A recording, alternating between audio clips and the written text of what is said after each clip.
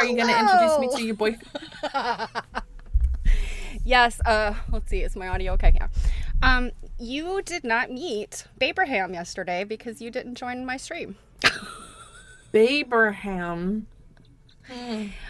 Yes, he is, because he was elected dead president, most likely to be invited to a fantasy dinner table. Oh, He's joined the cult, so he's our celebrity and spokesperson. did you make him that like festive vest he's wearing? I made everything. He is a B. Shackman bisque doll kit. They were really popular, I guess in the 80s, 70s, 80s, I guess. I remember, I feel like my mom had one, but they had all the presidents and their wives, or not all the presidents, but like Lincoln, Washington, John Adams, I guess. Then they had the Little Women, and then they had Jenny Lind, the Swedish Nightingale. And then they had like random babies and stuff. So I was collecting them for a project, and this one, unfortunately, came with two left hands. So I said, "Sir, you're gonna have to become a full-blown doll, but I'm gonna paint you so that you're more modern." So yes, he's got a fancy velvet vest, a waistcoat, silk on the back. This is, I think, from a shirt like I had, and some baby whale corduroy. He's got fancy boots, sparkly boots. I just love him. Oh, okay. That was way more explanation than I was prepared for. Yeah, And P.S., when you were being a weirdo backstage with him, I absolutely took a video of that. And well, yeah, because he was dancing, he was flossing, and we'll be sharing it with the masses. all good. My greatest dream, and I just don't have time to do this. My greatest dream is to get him animated like Mr. Boneso's, so he could. Dan says that he's a babe. He is. He really is. And what I showed everybody yesterday is that at least the shrimp cocktail fits in his hand quite well. Wow. Now he just looks like a potential guest in like Beetlejuice at that famous dinner scene with the shrimp cocktail. Well, that was quite an intro for the evening. Hello, everyone. You gotta have something to lighten the mood. I mean, in these times, yes, we do. I did happen while we were backstage to post our stream here on our social medias. And the reason for that is that we've had a little slew of new nerds into our Facebook group. And that happened because I had noticed a little uptick in my Young and Millennials Facebook group of people posting about finding vintage and antique tops in places like Goodwill and whatnot, or their relatives or something, and showing interest in them and asking questions about them. And I had just been like, hey, if this is things that you think that you like, you probably want to come and join us over here because we nerd out about that stuff. And people were like, hell yeah, and rushed in. So if this is your first stream joining us, welcome, welcome. If you haven't met the sidekick tech du jour in the back, that's Stephanie, who I think you did post on my like welcome everybody, right? Didn't you comment on that? I think so. Yeah, I'm so bad at the social media. I mean, when you tell me what to do, I do it. But then when you're not telling me to do social media, I just forget about it. So. Okay, so this is Stephanie. I'm Jill, her life coach. But her and I are bestest buddies, like going all over the place, reading all the things, doing all the nerdiness. We are currently in our first book club cycle for this year. We're going to do it in cycles this year. It is the same book, even though the cover's different. It's just different printings. And we also do things like Quilt museum tours or history museum tours, textile-y things, all the mean, all the things. There's over 114 videos on this page. I still can't get over that. I mean, we had 100 back. It was before the, well, was it around Thanksgiving? I think it was around the holidays, before the holidays. We've been prolific.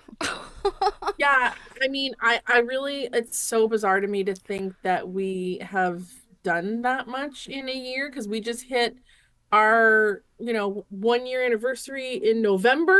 There's a Mhm. hysterical anniversary show and then like a 9-minute clip that you can watch under the videos. That is a video that Stephanie made and it's awesome. And you should totally Yeah, watch I it. don't think, I think Mhm. because I'm in the studio, I don't think I can grab the link, but I need to add that No, to no, my, no. yeah. I was gonna say, don't worry. Don't worry. I have posted it here, there, in places. I guess, I mean, we should really get a cracking because there's definitely one thing here that I want to mention, before we really get going. Ooh, Am I showing up there? yeah. Well, yes. Okay. Oh, yes. Okay. Please pay Yep. attention to the chat because I did not grab the charger to my phone, so I can't have it on the side. I've got the Um, chat. so, so we are really nearing time for Winter Virtual Seminar for American Cold Study Group. If you've been Yeah. here for a minute, you hear us talk about it all the time, but I want to bring it up again for anyone that's new. American Cold Study Group is a nonprofit organization that Stephanie and I are too heavily involved in. Now, don't let them hear us say that. We are currently involved in a lot of the back end. And right now for virtual seminar, by a lot of the back end, I mean Stephanie is producing a lot of recorded content for them right now. So it's a lot, but it's worth it. We love doing this. We really enjoy the organization. We really love what they're doing and the people and things. And you really should join because there is a discount code right now. I think it's Yeah. WVS 2025, I believe it is, for Yep. $15 off a new membership. And with a new membership, you can get member pricing for this event. However, if you just want to try it out, it's open to non-members. This is the registration link. Could you just put in AQSG's general page into the chat for me? Mm-hmm. Thank you. There's all kinds of information and descriptions here for all the things. There's all kinds of study centers, which is what AQSG calls things that are semi like lectures. But they could be many different things, which is why they call them study centers. There's virtual museum tours for New England Quilt Museum, Virginia Quilt Museum, International Quilt Museum, and Rocky Mountain Quilt Museum. There's also all kinds of on-demand content from the in-person seminar that Stephanie and I attended in Tarrytown, New York last September. There's videos on the page talking all about what that was like if you wanted to see some of that. There is a virtual auction hosted by Dana Balsamo from Dana Auctions. There is a free welcome reception that will happen on Zoom with breakout rooms and things like that, and you can chat with people. There's a keynote speaker, Adonna Richardson. She's on the board, and she's going to Yeah. talk about African American Quilt Documentation Project. There's so much to do. Oh my gosh, yes. And I'm really excited. Because I'm not doing a study center this year. That's Um, true. so You yeah, do get to enjoy. I do get to just sort of attend and enjoy. I'll be doing some helping out with some tech stuff, but yeah, I'm super excited this year So just just to be behind the scenes.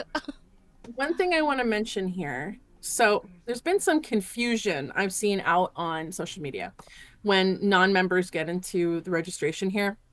And what they see is when they see up here, they see admission and they see free.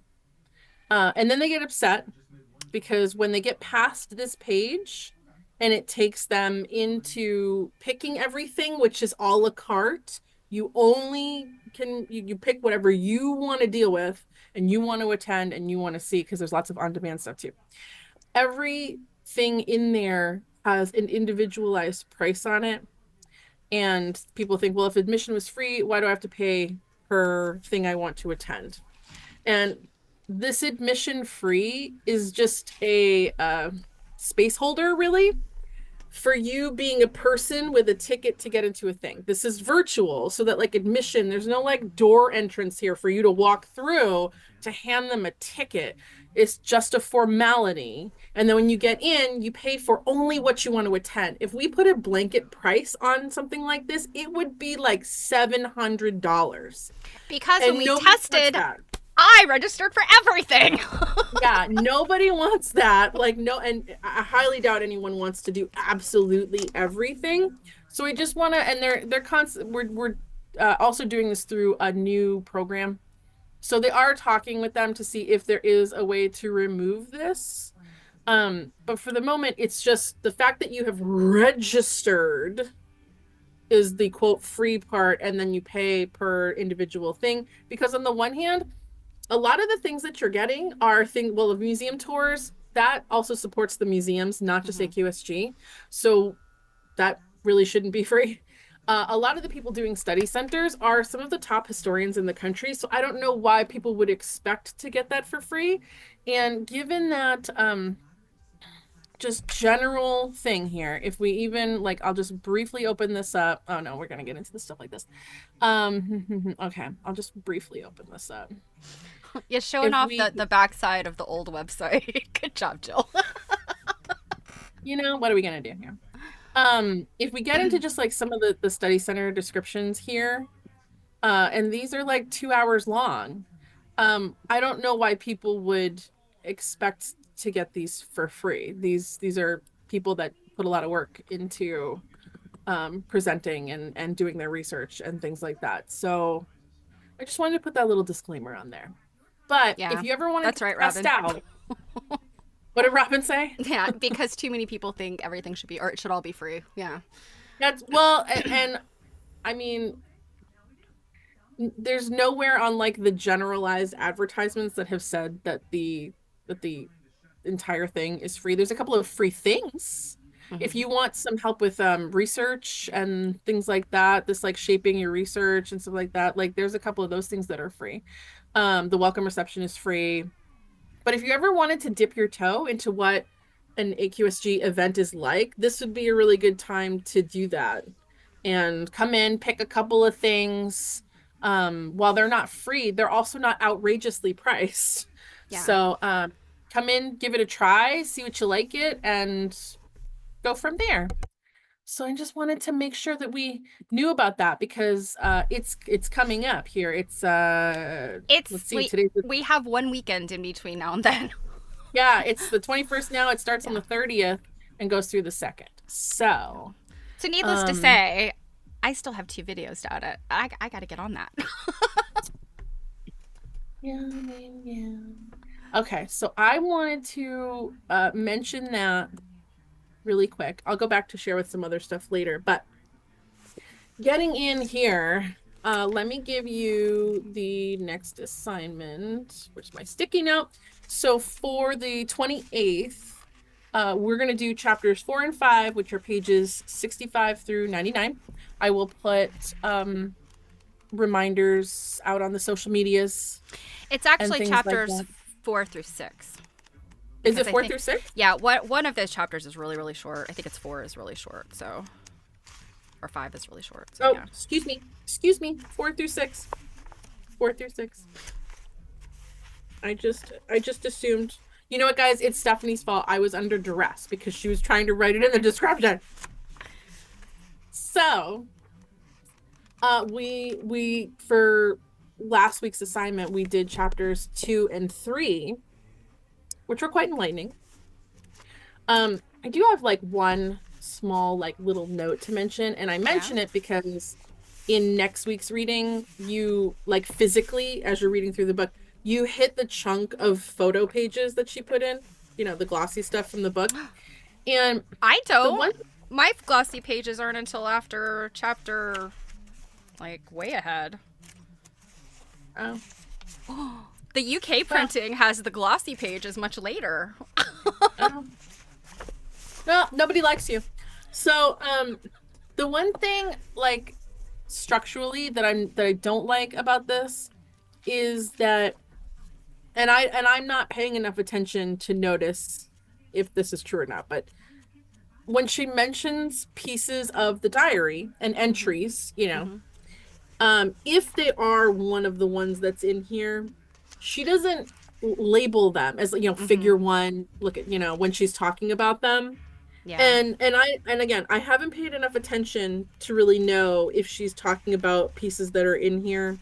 Um, Right. but on the one hand, I kind of wish that she had just pulled those photos out, because here we're getting full pages Mm-hmm. from the dress Yeah. diary.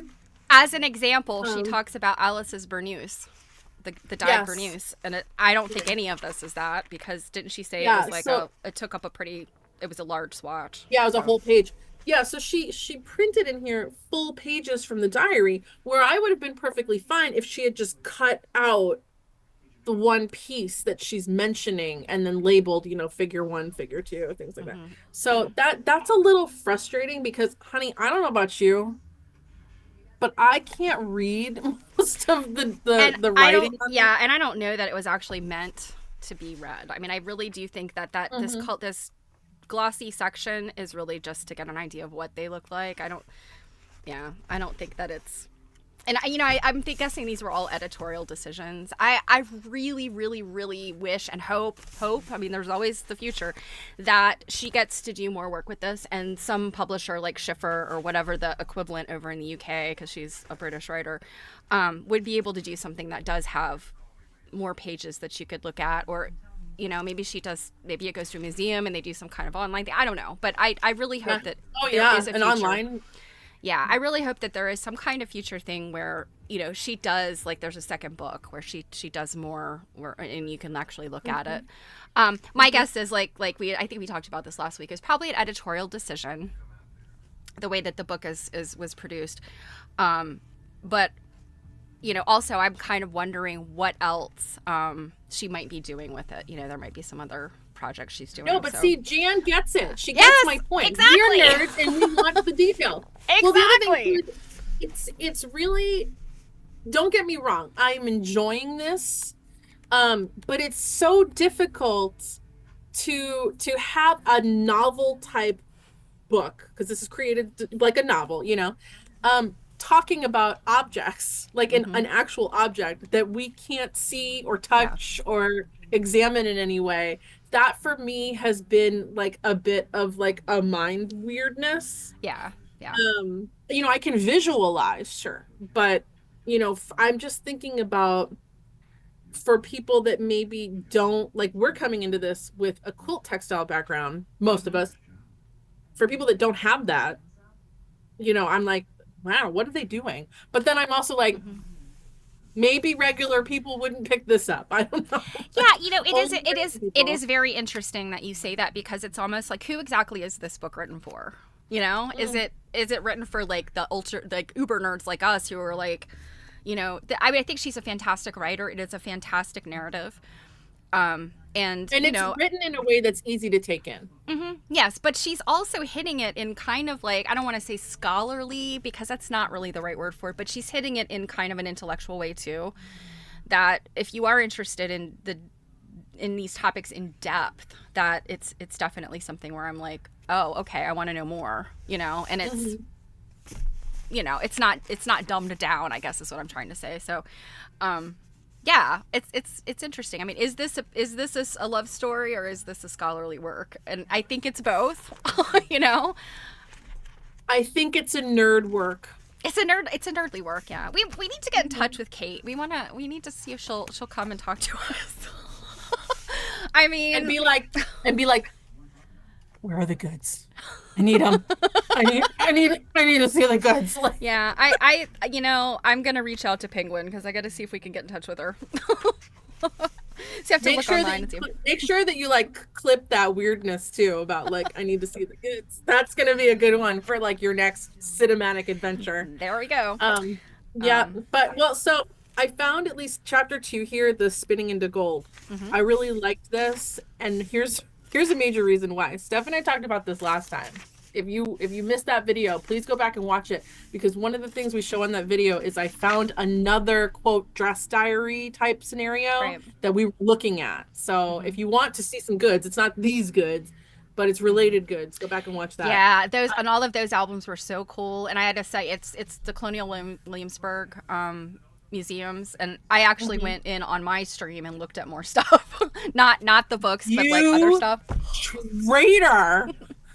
It was a treasure trove. I was like, oh my god, I knew I know all of this stuff exists. It's just I only go to those sites when I either get a wild hair and think, oh, well, they might have what I'm looking for, so I'll go research their website, and then I find out, oh my god, they've got their whole collection fell into my lap.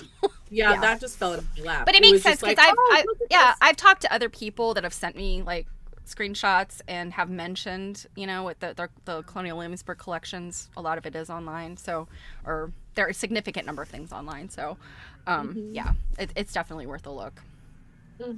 Well, so getting into this chapter, if you remember last time, I had made this comment where we're constantly talking about these important moments in history that bear a lot of weight on the textile industry, textile studies, things like that. Things like the Civil War. When we're talking about quilts and dating quilts, we're often talking about in terms of where they fall on the lines of the Civil War. And Steph and I were both like, I don't remember what period we were talking about, but you and I were both like, wait, was that this or who? I don't know what. And maybe it might have something to do with Queen Victoria.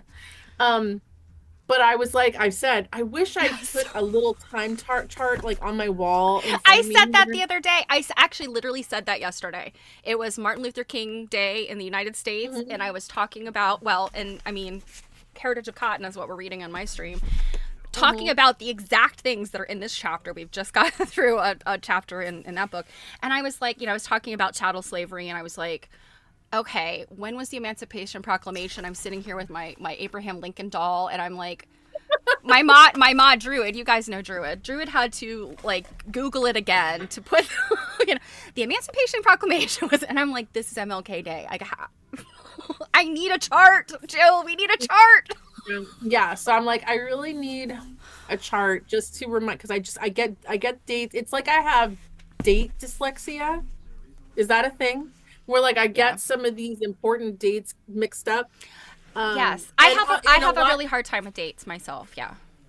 And a lot of the issue for me, I've noticed, comes from the fact that whether we're talking or reading, people are always constantly in a fluid motion going back between a hard date and a century. Yes. Okay, so you're talking about like, the 16th century, and then you have to in your mind go, that's the 1500s. Right. Yes. I take it to be almost like people that are bilingual to a certain way and have to translate in their head something. So I find the fact that like I have to keep doing those mental I wouldn't say gymnastics, but those wheels need to turn every now. Yeah. It helps to confuse me. Oh, Janet, time is fluid and it pours right out of my mind. Ooh, that's a good one. Like, yeah, it gives me like some goosebumps. I like that needs to be like stitched on a pillow somewhere. But anyways, so this particular chapter here, Spinning into Gold, was very interesting because we're talking a lot about the history behind the textile production in England during this time, and like having raw cotton sent over from America and the Industrial Revolution going on and things like that, and that helped to put quite a bit of perspective for me. I feel like everybody that is always here with us, our regulars here, as well as my usual suspects over on my stream, need to get a pop quiz. Because, the very first page of this chapter, she's talking about John Kay, James Hargreaves, Richard Arkwright, Samuel Crompton. And those are the names, and Eli Whitney, of course, in the U.S. Those are the names, like, if you are into understanding cotton production, fabric production, weaving, all that stuff, those are the names that you're supposed to know.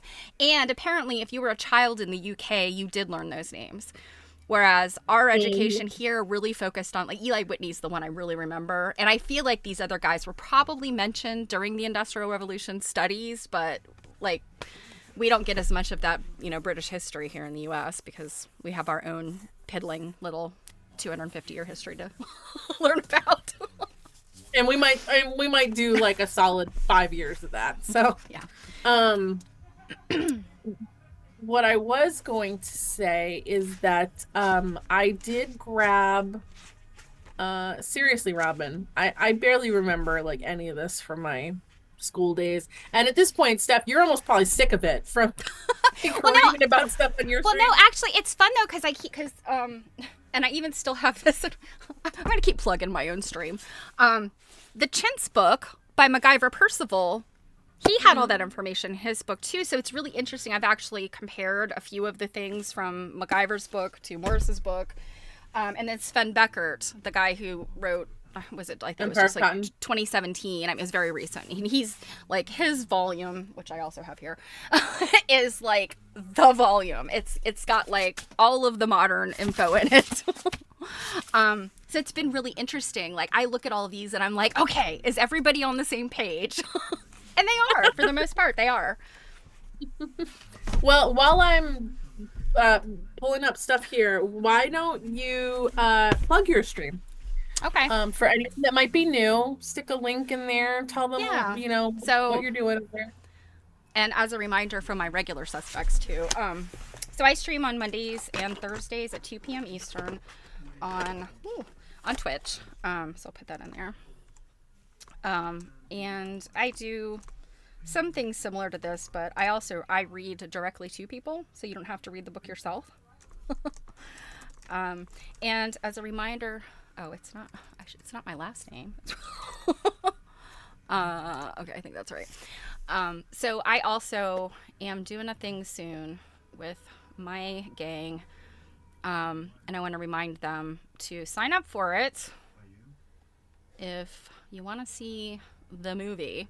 We're going to be watching a documentary in a private stream, and it's called Taking Venice. I won't take up a whole lot of time talking about it, but I think it's going to be a really fun documentary. It's about the 1964 Venice Biennale, so you could look it up if you're interested in that. That link I just put in there is to get the invite to the private session.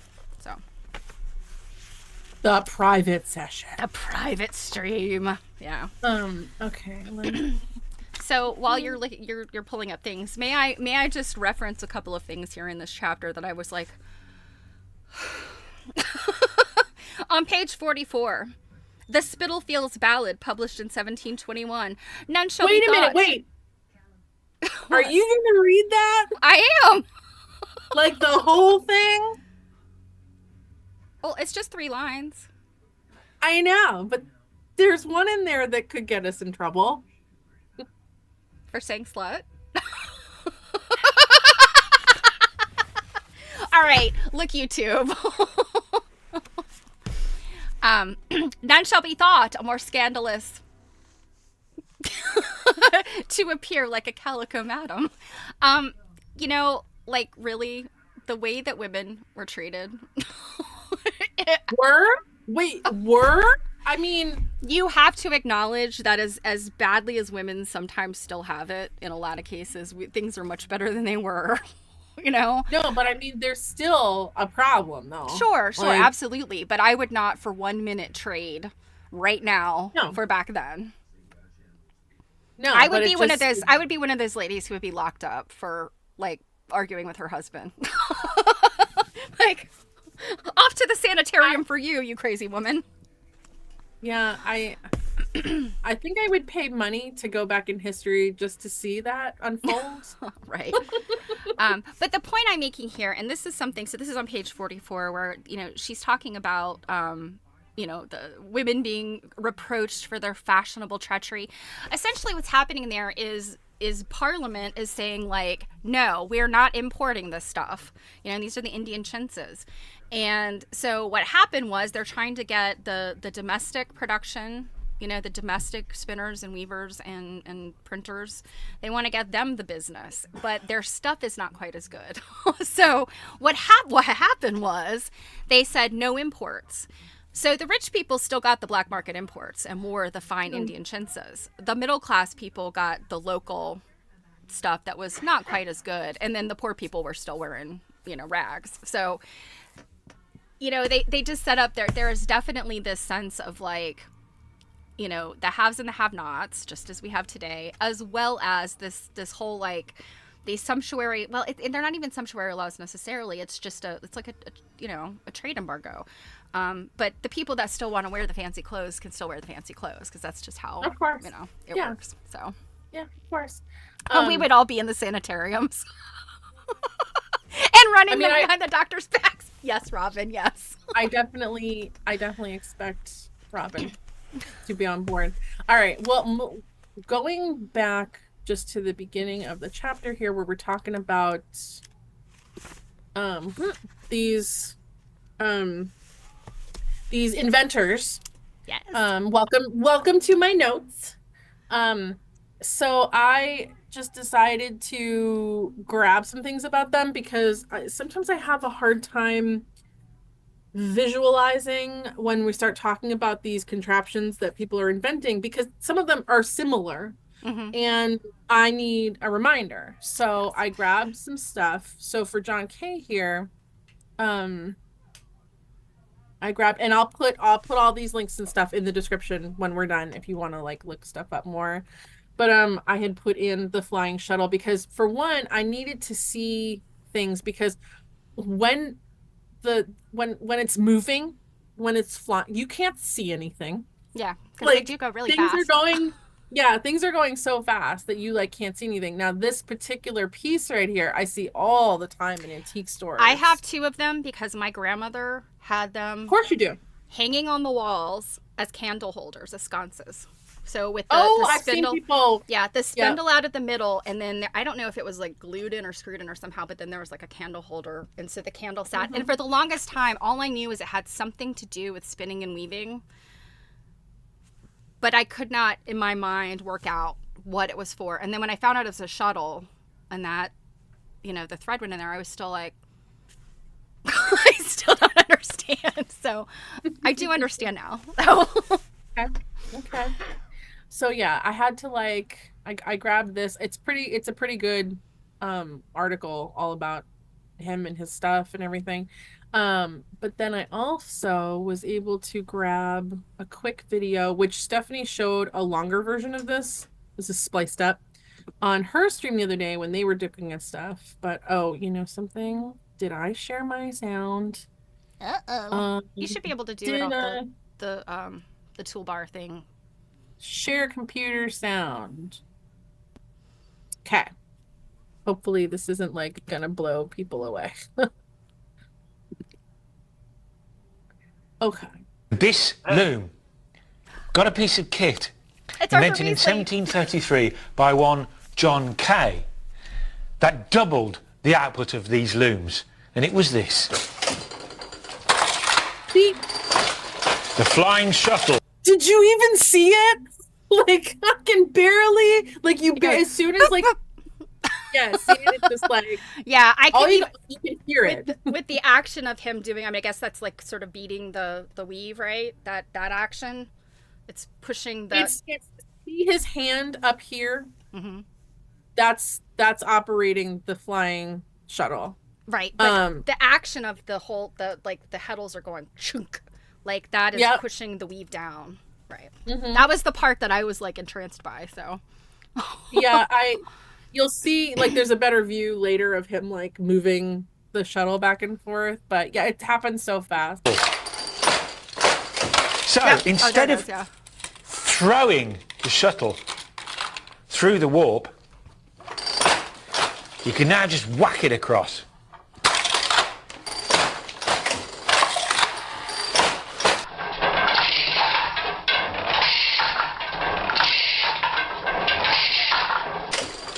It's like shuttle tennis. Yes, I know. Yeah. So now all you need is for him to be like, oh. Yeah.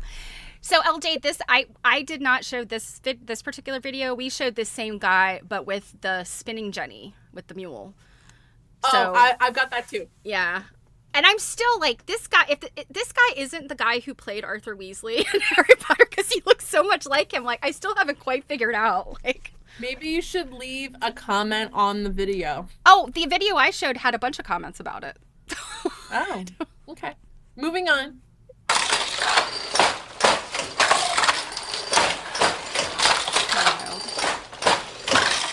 And the weavers would keep it in the family. The children carding, the women winding bobbins and spinning, and the men up here weaving. The flying shuttle was a major breakthrough. Weavers could now earn a living. I wonder how many calories that would burn. Yeah, I don't know. I mean, it's a lot of kind of physical, like, it doesn't look like it's hard, like physically hard labor, but it's repetitive, which yeah. But So setting up the loom alone, I know, like what we talked about with that. That's a lot of work, and it's amazing to me. We looked at a lot of and that was the most unsophisticated loom, right? But like, it was making fabric compared to these really sophisticated ones. Yeah. Then we got into the spinning jenny, which I am definitely, like, I will admit my shortcomings. I am definitely one of the people that thought that, like, all spinning wheels were a spinning jenny. So the more you know, the more that you learn. This was another, like, pretty good article. One of the things that I usually am going to these articles for are pictures. Because I find sometimes when you Google stuff, like, any old crap can come up, that isn't necessarily correct. And I have actually seen one of these in the flesh in an antique store not too long ago. What's interesting about this one, when I noticed, like, so this one's at the Museum of Early Industrialization in Germany. So one of the videos that I showed the other day showed one like this, and I don't know where it was. I think it was somewhere in the U.S. And so that wheel, that, like, rod, that wheel gets turned like that. But there was another one, and I'm trying to think if it was at Mount Vernon or Williamsburg or whatever, but it had the wheel, like, on the side, and the guy was cranking it, like, kind I've of seen, yeah. I actually think the YouTube video I pulled might be that kind. Yeah.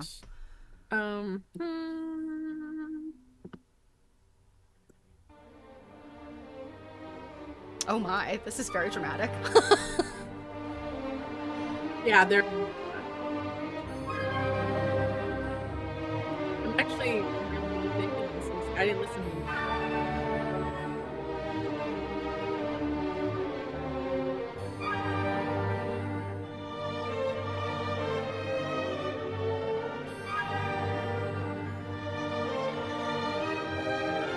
Yeah, that was the video that I showed with that guy. I mean, with the guy doing this.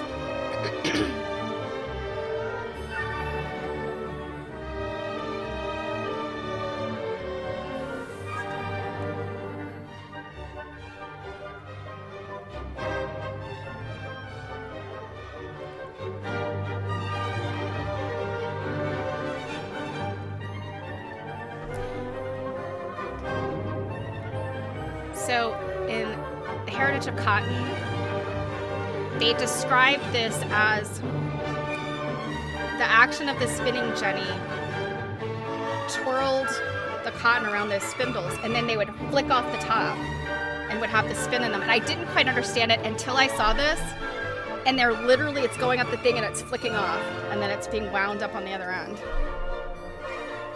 Bless your heart. Even after watching this, I still don't understand how it works. like there's so many moved things. So this one, I think this one looks a little bit more complicated, because the way that he clamps them down, and the very first video I saw, it seemed to make a little bit more sense, the way the machine was set up. But it was like you had these reels of the roving, and it's stretching and pulling the roving out on those spindles, and those spindles are turning. And then as it's literally like, if you know how a spindle, like a drop spindle, works, and then which she mentions in the book when she's talking about it. But as it's basically like twisting the roving and stretching it, and it's coiling around those spindles in the front, and then as it gets to the top, it's got its full twist and it's kind of flicked off, and then it can be drawn back, like, into a spindle where it's being, like, reeled up. It's maybe really... make your own little videos about this.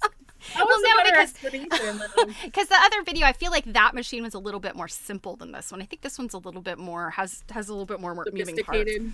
Yeah, but it definitely, the way that it was described in the books that I've been reading is exactly how it works. It's just it's really hard to wrap your head around it until you literally see it in action. And then you're like, oh, yeah, okay. Well, even for me watching just like with the flying shuttle there, even just watching that regular like weaving machine, I still am like, Yeah, because once you there's so many industrialize things them, yeah, once you industrialize it, it's moving so fast and there's so many pieces to it that it complicates it. I mean, even I would say even watching somebody do a drop spindle or a spinning wheel, you're understanding because it's just a pair of hands and the one piece of the contraption, but it still goes fast. You know, as somebody that is very good at drafting and spinning. But there's only like 2 moving parts as opposed Yeah. to 700. I mean, there's a reason that I am not some inventor and my brain doesn't think the way that like these guys' brains do, and I'm like, like, Well, I there's only mean, like 10 seconds left of this video, so let it's me the finish. it's the engineering mind at work, I guess. Yeah. It almost looks like a candle. Well, that music was very like, like. Okay, so we got Yeah, and so the picture of that is on page 38 of the book, The Spinning Jenny. and then there's a YouTube I didn't. I also found a typo in the book where she talks about Crompton, but they've called it he's called him Compton. Well, you should tell her. So then we've not got her fault. Richard. We've got Richard Arkwright here, and I found this from the Science and Industry Museum. Has Okay. and let's see. I didn't even look. Where is this museum? Sorry to make you guys sick. Oh. Manchester. Manchester Okay. being Cottonopolis. And it's So- interesting because I had to look it up because I'm terrible. I mean, even like I'm with, terrible like, about the geography of Britain. Yes, I know Scotland is in the north. That's all I know. So I was looking at it, and like the Midlands is where the industry grew up, which is the middle part of England, the main part of the British Isles, like right there in the middle. And they talk about Lancashire a lot in the older books that we're reading. But then she's talking about Manchester. Well, Lancashire and Manchester are really like right there together. They're only like, I don't know, 20 miles apart. So it was interesting to me that I guess when she's talking about Lancashire, she's talking about an entire county. Well, yes, but Lancashire in the old books, so in the Chintz book and in Heritage of Cotton, it's all about Lancashire. They don't mention Manchester. And I think Manchester then is like the modern factory, like that. So it was interesting to me because I was like, what about Lancashire? Oh, well, Lancashire's right there. Like, yeah. Well, so the reason I grabbed this is, for one, I wanted to make the point when we're out, searching the world for things, we should always remember to be looking in places where we might not think to look. So because this automatically starts with science, we might be like, there's stuff hiding. Like, don't underestimate the interconnectedness of all kinds of things. So this was very interesting. I skimmed through it pretty quickly. But there's lots of good stuff in here. So again, I'll put all this into the description when we're done so that you can go through it. I did also grab a couple of other things that were semi-related, but I didn't like put them directly into my notes. But I Look did at that also, fabric. right? Oh yeah, I wasn't scrolling very fast because like I don't want to make people sick, but there's lots of good stuff in here. Look, there's the poopy cotton. Like he goes into all different kinds of stuff of his as to how he gets to his invention. And then let's see, I hadn't pulled up his YouTube because it didn't hyperlink at first. Ah. And he's the water frame, right? Yeah. The water frame. It began with water-powered machines. For centuries, people had used the turning force of water wheels to help with tough jobs, like driving blades for sawing wood,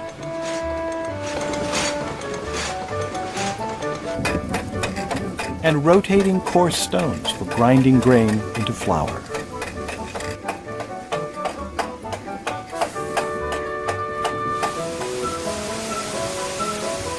But eventually, water wheels began to power more complicated devices. This thing here, do you know what it's called?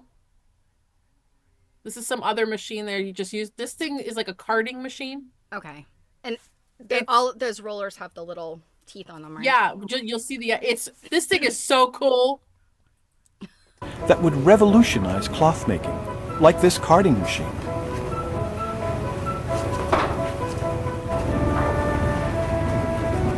What an improvement over the pet brushes. And by rolling out wispy slivers all day long, it was a great labor-saving device. Can you imagine if, like, the ladies making batting, like, could have had something like this? Oh my goodness. And I'm just sitting there picturing when you were showing us, like, your little box of, like, the little pet brushes. Well, in a better stocked, like, studio where people are actually doing, you know, like larger volumes of carding and spinning, and I would assume that this would have been in, like, you know, farmhouses.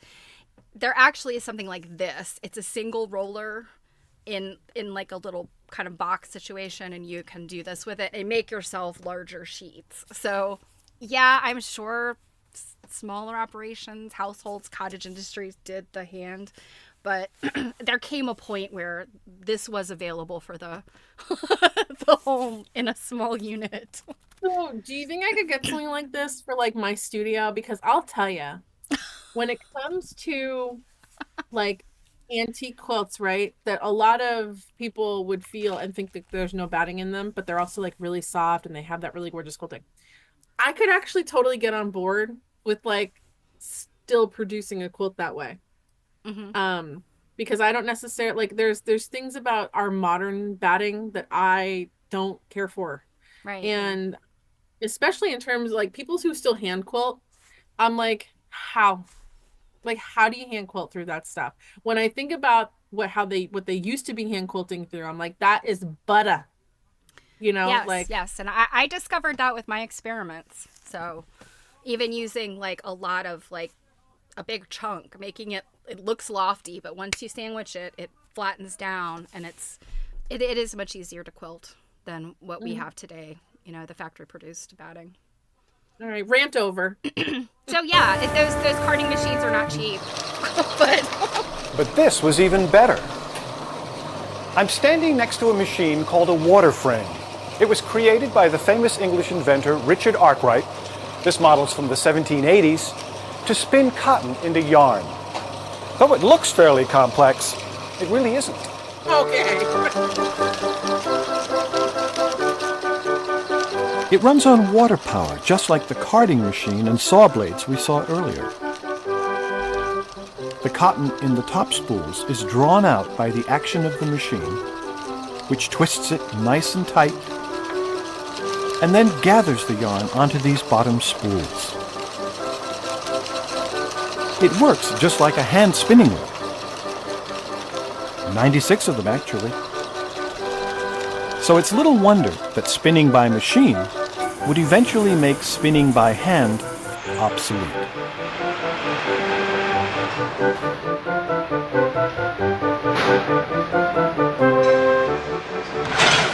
In no time, spinning mills began springing up all over England.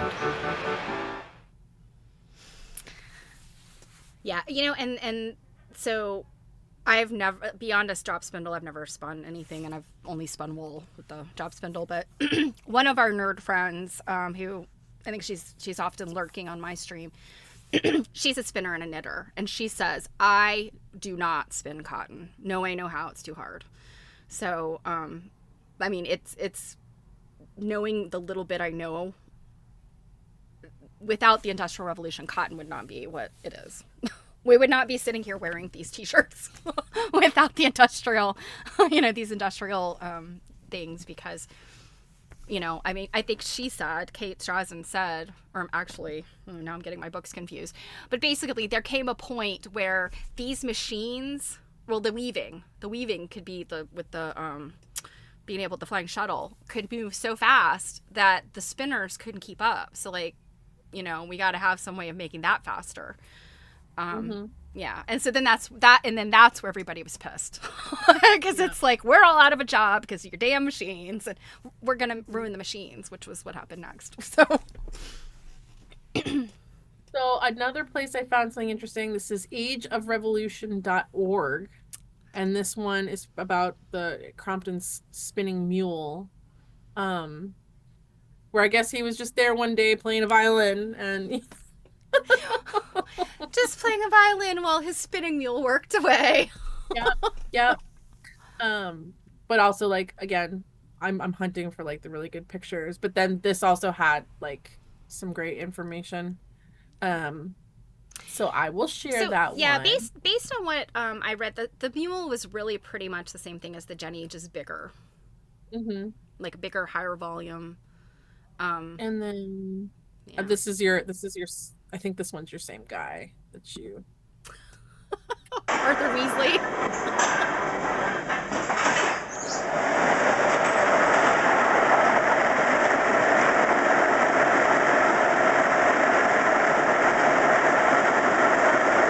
To me, it just looks like a bunch of thread jingling around. It does, because everything's moving so fast. Yeah, like that's all it looks like to me. It's like, like jazz hands. Like that's all it looks like.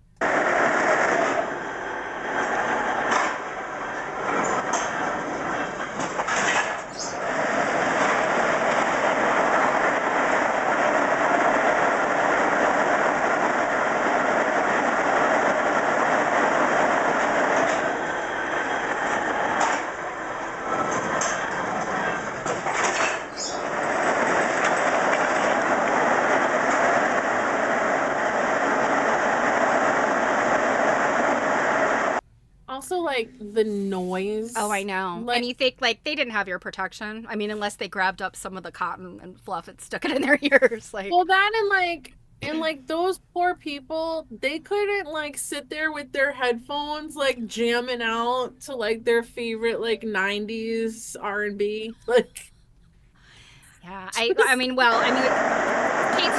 said it. It was terrible conditions.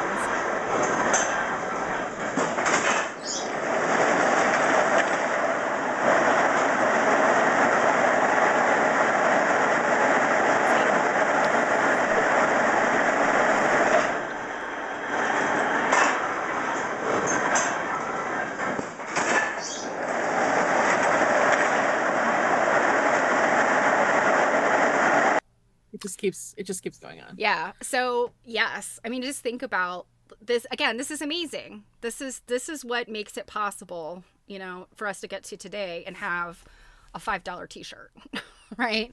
But at the cost of, all of that factory labor. And, I like the way Kate Strasdin kind of, without going into a whole lot of details, she kind of summed it up. She talked about, the factory conditions back then and, what, children and women, and then bring that to today, where essentially we kind of have the same thing going on, but just, offshore. It's not happening in our own country, right? Oh yeah, the fast fashion. Yeah. So Janet said they were busy keeping things oiled and making sure there were no threads dropped off or broken. Yeah. I mean, the children were responsible for that because their hands were tiny and they were small. Get them in there. They could crawl into the inner workings. Well, so a couple of things that I grabbed here were on page 44 with the lively poem that you had read. Underneath there, we've got, in 1721, the Calico Act was passed, banning the sale of almost all cotton textiles. So I actually had to look this up because for me, when we say calico, it has a bit of a different meaning in the US because I'm always thinking of a particular kind of a printed cotton, where here we've got the British usage is a heavy plain woolen textile made from unbleached and often not fully processed cotton, and usage 1505. So that So was yeah, important for me calico I to, guess would be more like muslin, like what we would call muslin. Maybe even heavier than yeah. that though. It's not a one to one. Like it's not exactly the same thing, but it No, because when I'm thinking about yeah. it again, it's a particular kind of a printed cotton. So when in a couple of times when she had been referencing calico, like even in your poem here at the end there, to appear like a Yes. calico bottom, I immediately thought of someone wearing a particular kind of looking Like fabric. bright florals kind of thing, right? Yeah, like some kind of a print, when that's not necessarily the case. And then just peeking around here about like kind of the origins of calico, South India, like things like it was very interesting. So I thought that you all would like this added to the references if you wanted to read some more about it. So I grabbed that. Let's see. Another thing that I grabbed here. I was looking up some things. And one thing I was surprised that hasn't been, May I reference this? of course. The Lancashire cotton Um famine. I didn't know that this is what it was called. well, I was actually and let me just think for a second, like what was I looking up? This might have come up when I was looking up calico, I forget. But I'm actually surprised that given the time period we're talking about here, that this she didn't mention this. With everything else that she briefly talks about. I, Um, because she does what? well, I mean, I don't know. I mean, she's, it may have just been one of those like editorially. She just kind of tried to hit Yeah. the high points, but also this is difficult. This is a difficult situation to really talk about because those of you that were at my stream yesterday, and I read about this, and he didn't call it the cotton famine. I don't. That must be a newer name for it, but basically the Lancashire factory, the town there, I mean, this is like a factory town essentially, like that area. Everybody was involved in the spinning cotton, producing cotton thread and yarn. And so those people, when they didn't have the cotton, they didn't have work. And so you feel for the factory worker, in so many situations. I mean, in the US we have the same thing. Factories went overseas. You understand the plight of the factory worker. But the problem with this situation, with this cotton famine, is the cotton famine happened because the raw cotton they were getting was from the work of enslaved people. So by liberating enslaved people, you then cause this cotton famine in another country. And I'm not saying that Kate Strasdin made a decision not to talk about it, but it's hard to talk about because you're like, poor factory workers, but poor factory workers are starving because they were I don't want to say profiting, because I mean certainly they were not highly paid and they were working in terrible conditions too, but their livelihood was coming Dependent from on enslavement of others. yes, chattel slavery. So it's like who are you supposed to feel sorry for? Like kind of everybody, of course, but Well, I can feel sorry for everybody but the one at the top. Like, yeah, you know what I exactly. mean? But it's a really hard it's a hard thing to like really wrap your head around discussing it, because I mean, other than looking at it purely from an economic standpoint of like this happened here and here, the butterfly wings across the pond caused this to happen. Here's Well, why it happened. one of the reasons I'm just surprised that she hadn't mentioned this is because she does talk so much about the relationship between Anne's very easy and well-to-do kind of upbringing, that her father's fortunes Right. really Yeah. are dependent on the American slave system with cotton production. And interestingly enough, the fact I was like, so he was a registered Liberal Party in Britain and like was like a supporter of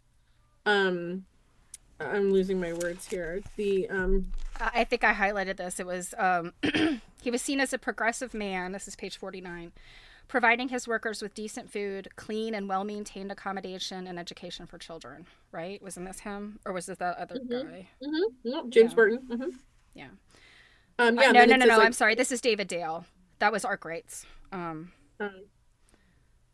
That was Arkwright's partner. I'm sorry. At the bottom of 49, she talks about James Burton, and it says politically he was liberal, so it's possible he was a more benevolent hand than those of crueler masters. But like she mentions like if you look up the Liberal Party at this time, they are a staunch supporter of the British abolitionist movement. Right. So like, kind of. What a cognitive dissonance. Exactly. Well, exactly. And I think that's probably why I really struggle with, it's a cognitive dissonance. And I mean, even more so if we're talking about he's part of the abolition in his own country, but he's profiting from lack of abolition in another country. Right. Which is really one of those scenarios where, like you'd mentioned with our fast fashion industry today, yeah. It's totally one of those, like, as long as it's not in front of my eyes, and there's almost nothing in our lives that isn't somehow touched by exploiting some other population on Earth. And it's like, how do you get away from that? Well, I mean, honestly, like the whole idea, I mean, unfortunate aspect of capitalism and the way it works best is buy low, sell high. I mean, that's well, and you don't super have ridiculously you don't have a capitalistic society without some kind of exploitation. It's really like, and I mean, like, we're not going to get into like this whole big thing here, but it's also the case of like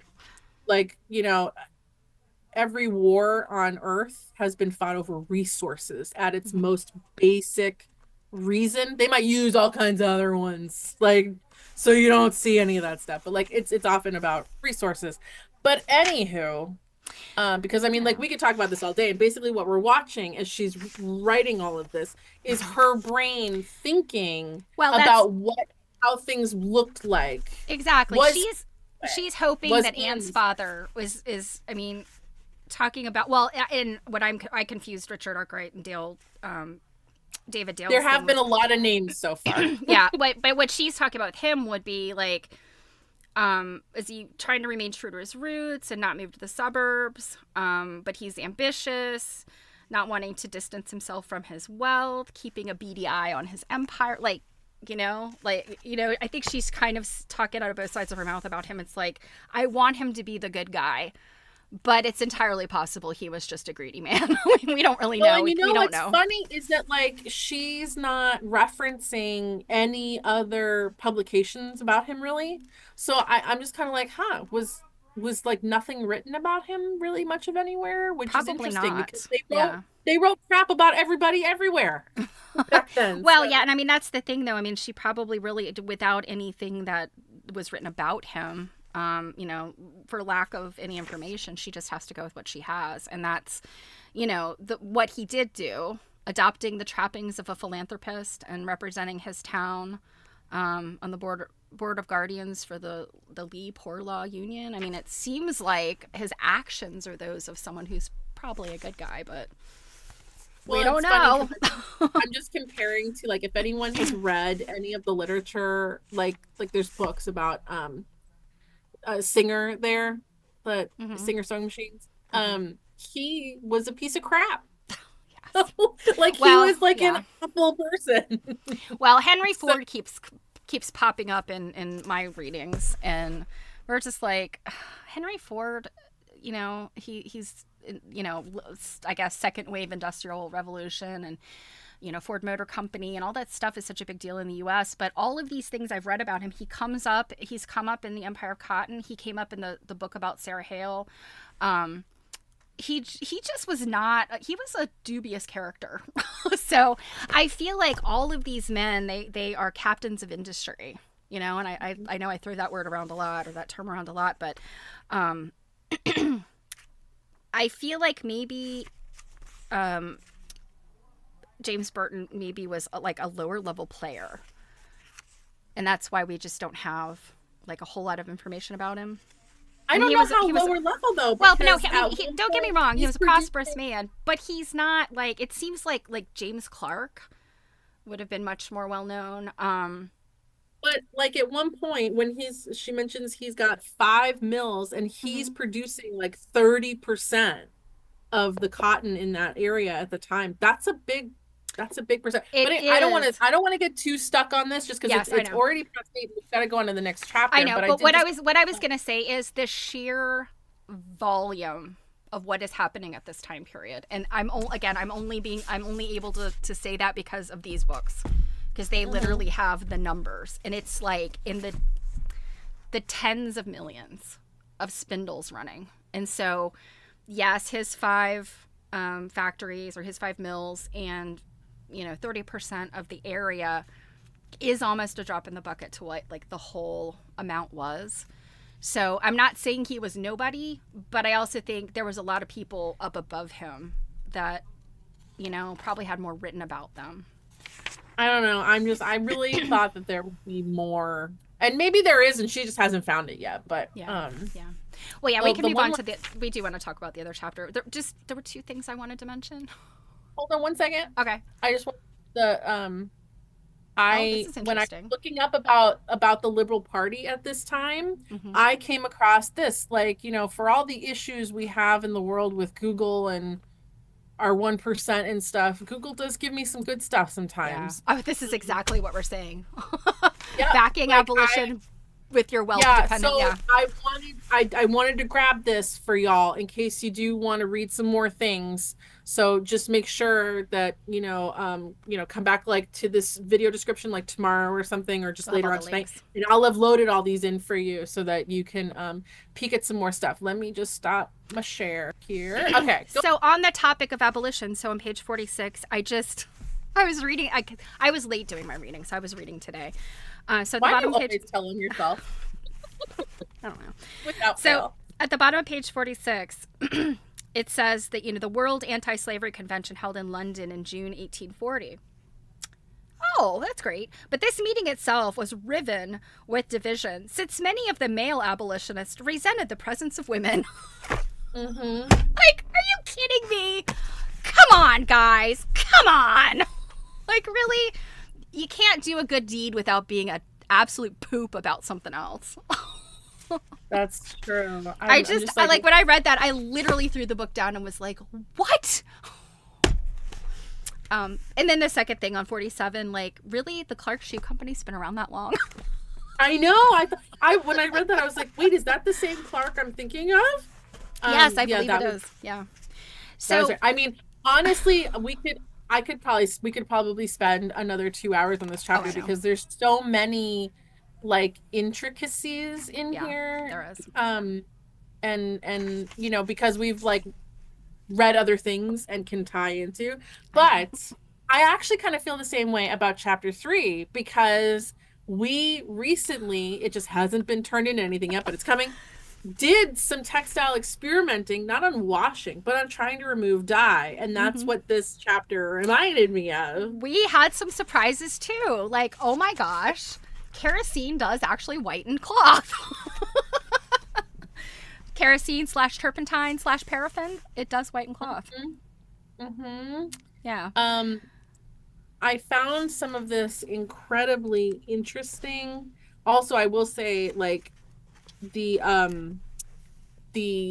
older texts that she mentions are she mentions quite a few things that I really haven't heard of before, books and how-tos and things like that, and I was just like, oh, that's very interesting for later. Yeah, I don't know that there was anything in here that like really, really surprised me because, this is some things that I was pretty educated on. Like, well, and I mean, again, this comes from like, I was studying historical clothing long before I was looking at historical quilts. So yeah, I mean, the stuff that she's talking about here, like, Mrs. Beaton and all that stuff, and how, I mean, really what they did with cloth. You get these stories where people of the olden days were just filthy people, right? They smelled. You always hear all these stories about the courts, in the 18th century and stuff. And really, people, they did their best. Certainly, they didn't have nice deodorants and antiperspirants and whatnot. So I can't say that they smelled great, but it wasn't like they were filthy because they did wash their body clothing a lot. The things that they wore next to their skin, they washed probably more than we wash our own clothes. Well, and in some instances, I think some of that's they washed better than we do in our modern stuff because they soaked stuff. We don't soak stuff anymore. Mm-hmm. But I was going to say the concept I think that people forget about because it's not much of a concept anymore. It definitely was in our grandmother's time. But the concept of just washing up and not taking a bath or taking a shower, but you just wash up, mm-hmm. That's what they were doing. So mm-hmm. the little basin, in the room, that's used to wash up where it's just the important stuff, the mm-hmm. stinky stuff, that, or your face, your face, your hands, your arms, things that might get dirty easily. Mm-hmm. And I think that's part of that disconnect that people have is they're forgetting about that. But one particular quote for me on page 58, after she's talking kind of about some of the laboriousness, and then she's like, at last then, after the inspecting, boiling, scrubbing, rinsing, wringing, drying, and starching, the bright clean cottons, muslins, and linens could be ironed. And I'm just like... After you've done all of that, ironing, even today, I hate ironing. Oh, I love ironing, my cotton quilting fabric. I hate ironing anything else. I hate ironing. I just, I do like a nice press, if you're piecing a block. And, mm-hmm. Nice pressed, starch it. It is beautiful. It's a beautiful thing. But even, just to drag the iron and the ironing board out and all the stuff. And it's just a hassle.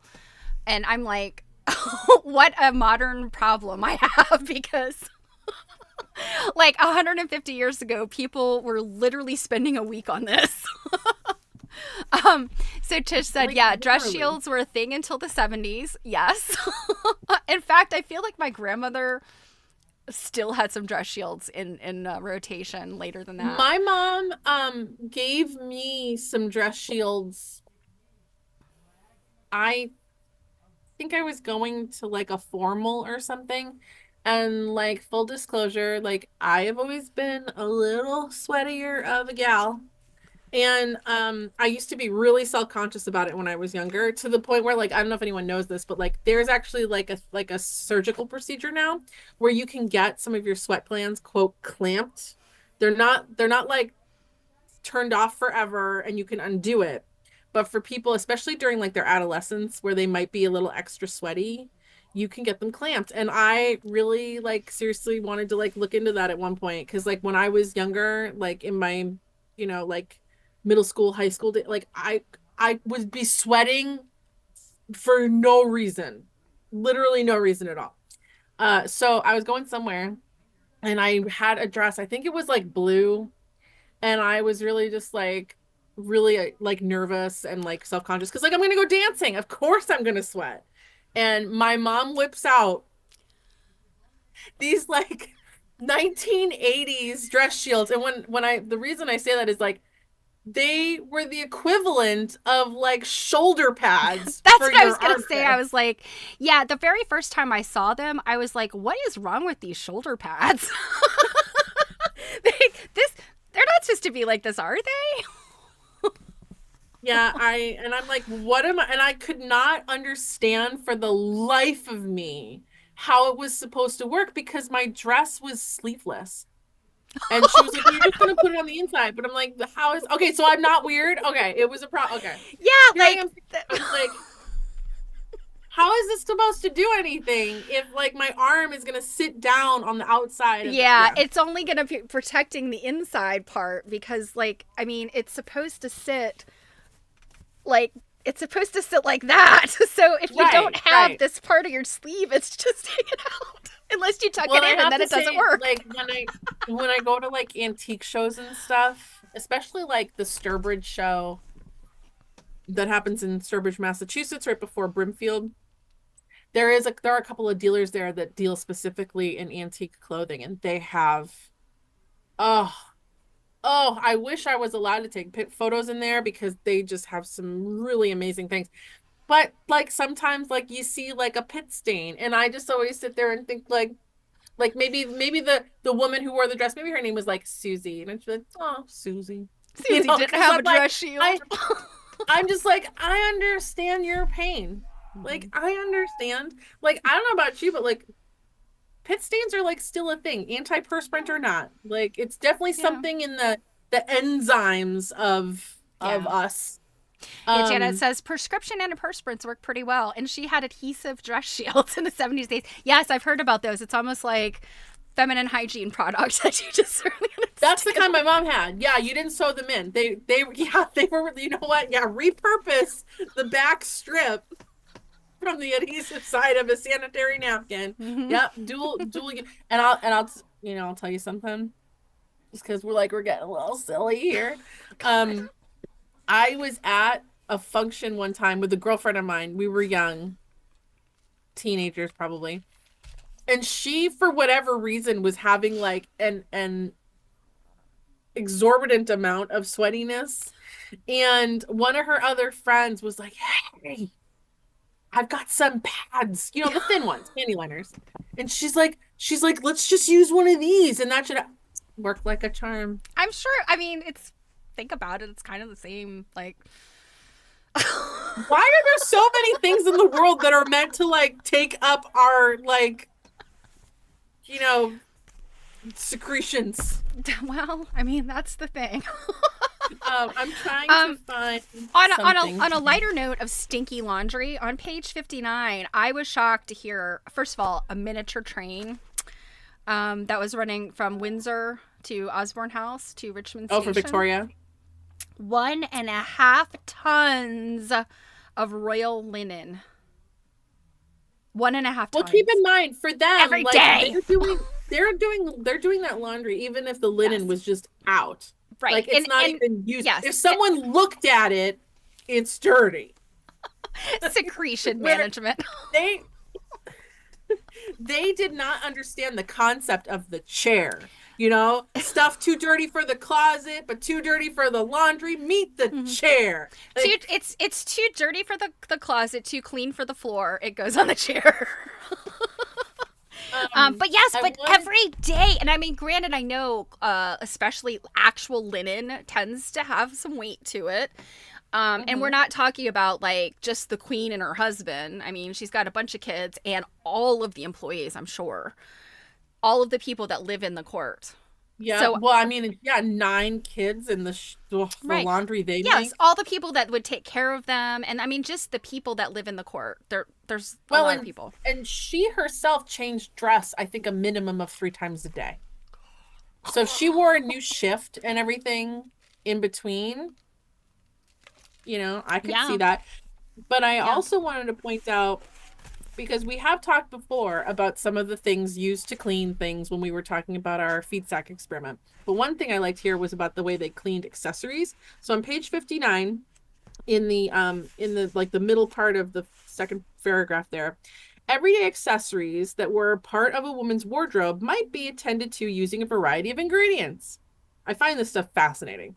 Mm-hmm. Gloves were worn with far greater frequency than now, and their cleanliness reflected on the good domestic practices of the wearer.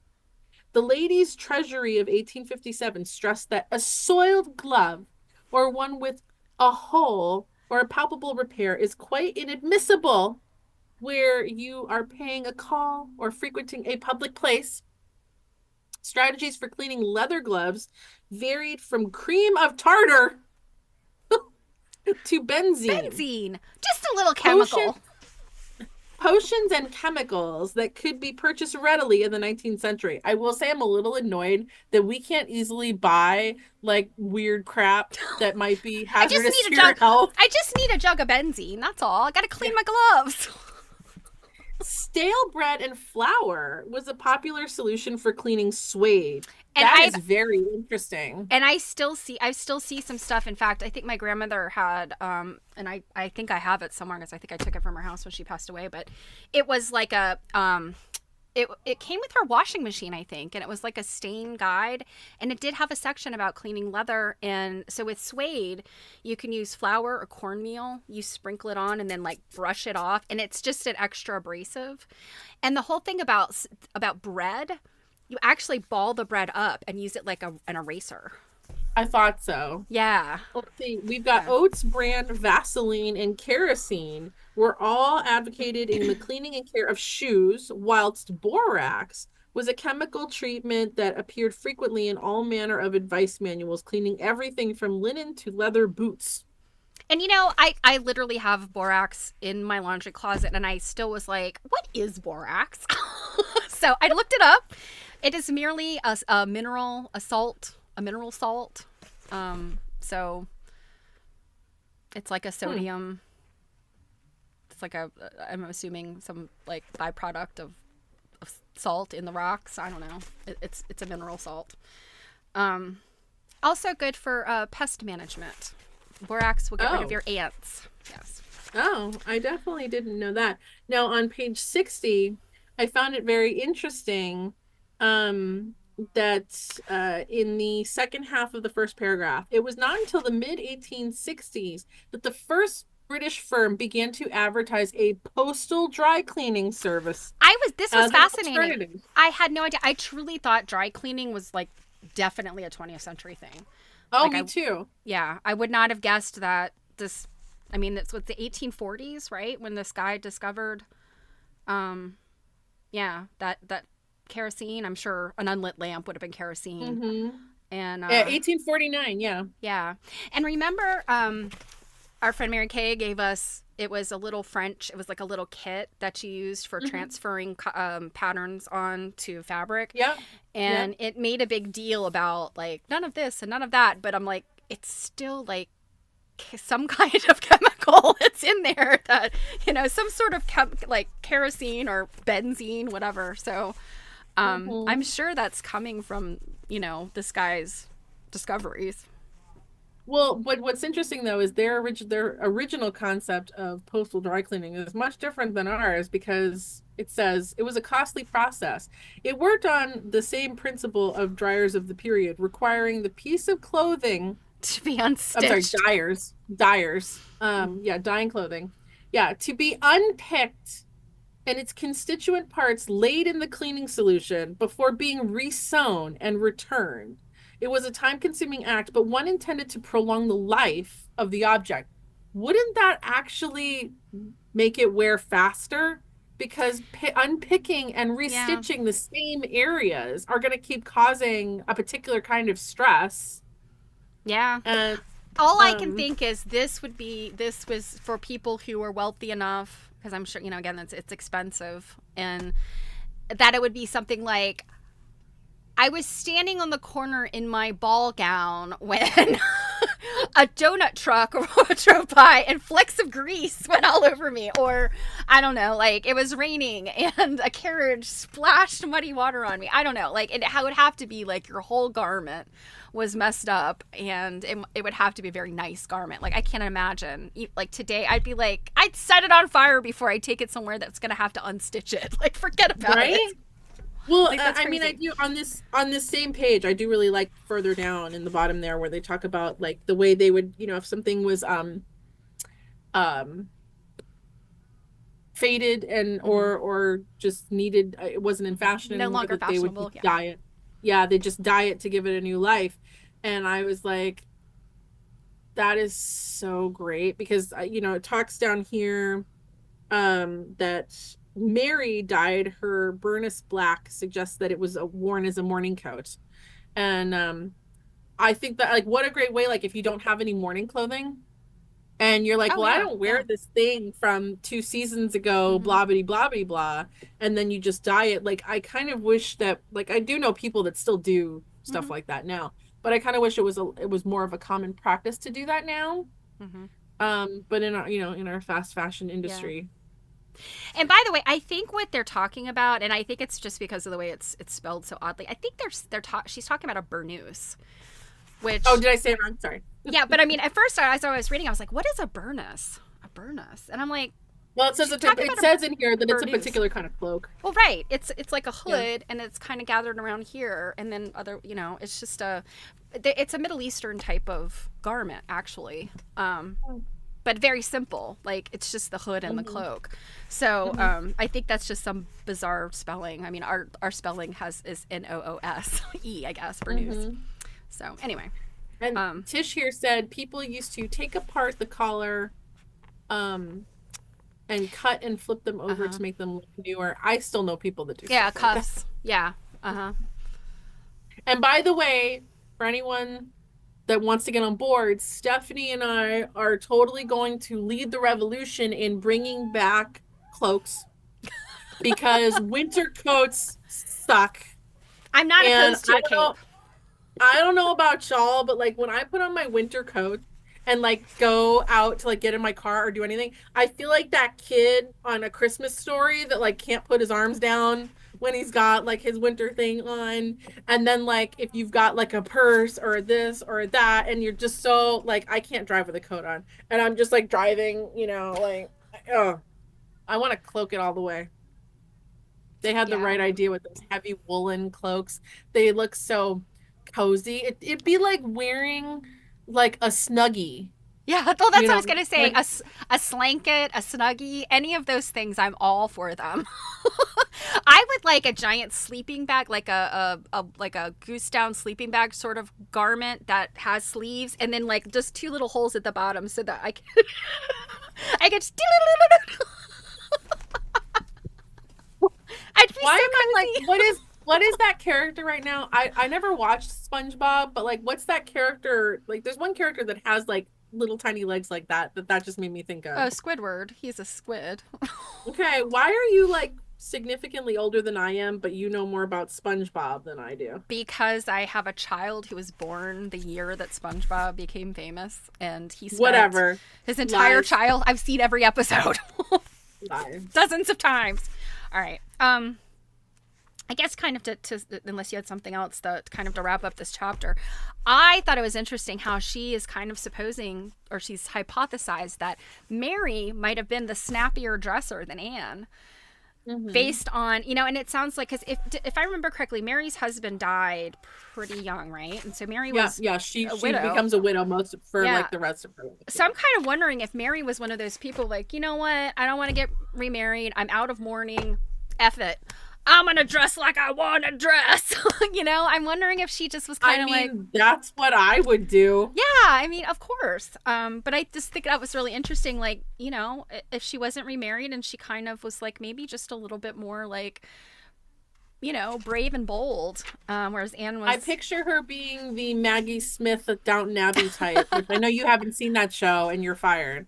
But she plays a character that's definitely like, I'm gonna do what I want. Like, get over it. Yeah, that's really what I'm thinking, that how she's positioning her. So I'm really interested to hear more if Mary pops up here more, because she does say, Mary is kind of in and out, and then clearly they're much closer after Mary is a widow.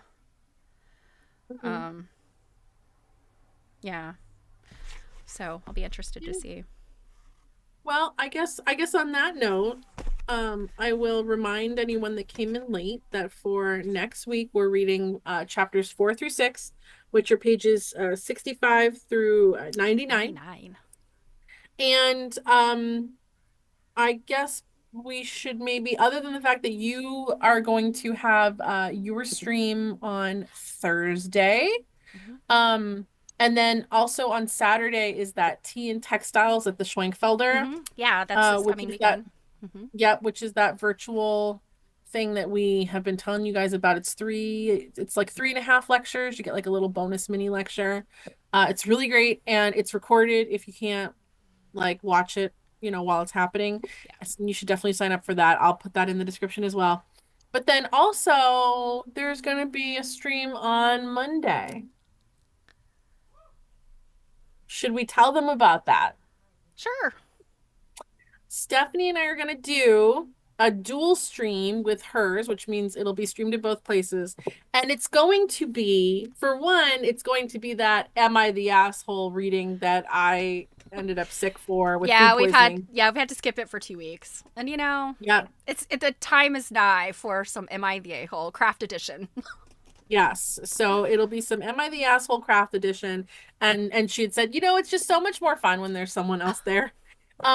But then I had also mentioned that this past weekend I was up in Maine with some people from AQSG, and we were scouting out the next hotel for the next in-person seminar, which is in Portland, in October this year. The hotel is awesome. It's going to be so fantastic. If you've never been, you should totally go. It's so much fun. But one thing I was doing while I was up there was I always stop at some of my favorite antique stores, and I was birthday present shopping. So I did get some things.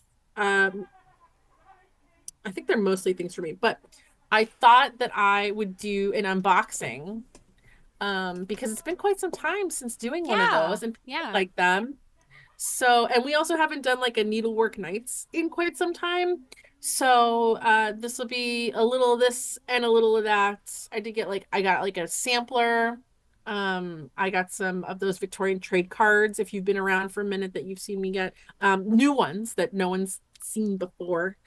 And some tools. Like I just got a little of this and a little of that.